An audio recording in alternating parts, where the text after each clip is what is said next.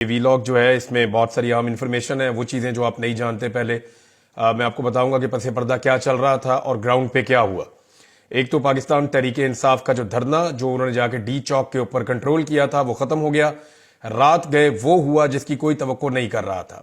یعنی یہ کسی کے دماغ میں نہیں تھا کہ سیدھی گولیاں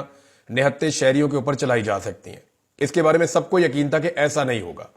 یعنی یہ تو سب کو پتا تھا کہ آنسو گیس کی شیلنگ ہوگی، گرفتاریاں ہو سکتی ہیں، ٹارچر ہو سکتا ہے، لاٹھی چارج ہو سکتا ہے، واٹر کینن کا استعمال کیا جا سکتا ہے، مرچوں والا پانی پھینکا جا سکتا ہے۔ یہ ساری چیزوں کا سب کو آئیڈیا تھا،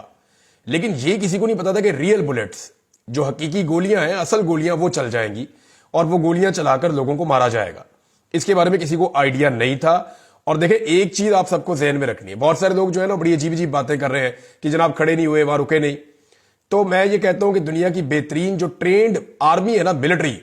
اس کو لے کر آئیں اور ایسے ایک بیچ میں جگہ ہے اس کے اوپر کھڑا کریں، اور کھڑا کرنے کے بعد اوپر سے ان کے اوپر یہی سارا اسلحہ استعمال کریں، ریئل بلٹس بھی چلائیں، اصلی گولیاں چلائیں، ربڑ کی گولیاں چلائیں، اتنی بدترین آنسو گیس کی شیلنگ کریں، کوئی دنیا کی فوج بھی وہاں پہ نہیں رک پائے گی، ایس ایس جی کے کمانڈوز بھی وہاں پہ نہیں رک پائیں گے، بہترین دنیا کے امریکن کمانڈوز مرینز جو ہیں وہ بھی وہاں پہ نہیں رک پائیں گے، کیونکہ ہیومنلی پاسبل نہیں ہے، وہاں آپ سانس نہیں لے پا رہے تھے۔ تو اور جب ریئل بلٹس چلتی ہیں، یعنی ان لوگوں نے آنسو گیس کا مقابلہ کیا، پاکستان تحریک انصاف کے کارکنوں نے پاکستان کی تاریخ کی سب سے بدترین آنسو گیس کا مقابلہ کیا، یعنی نہیں گئے،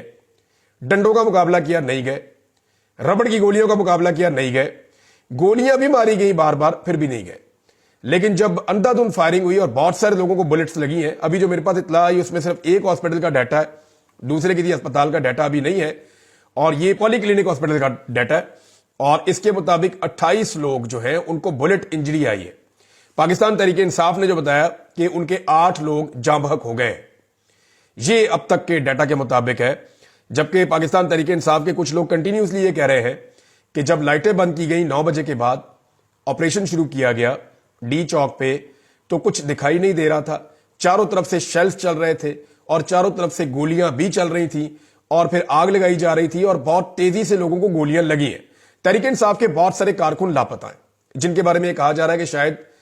وہ جاں بحق ہو گئے ہیں، وہ اس دنیا میں موجود نہیں ہے، یا وہ اس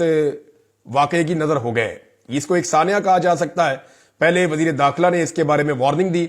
وزیر داخلہ نے پہلے کہا کہ گولی چلا دیں گے اور 5 منٹ میں سب کچھ ختم ہو جائے گا، پھر وزیر اطلاعات نے بھی گولی چلانے کی دھمکی دی، پھر طاقت کے استعمال کی دھمکی جو ہے وہ وزیر دفاع نے بھی دی، 3 وفاقی وزراء نے ڈائریکٹلی دھمکیاں دی، اور اس کے بعد ہم نے دیکھا کہ وہاں پہ گولی چلی اور جو لوگ اسپتالوں میں پہنچے وہ ریئل بلٹس کے ساتھ تھے۔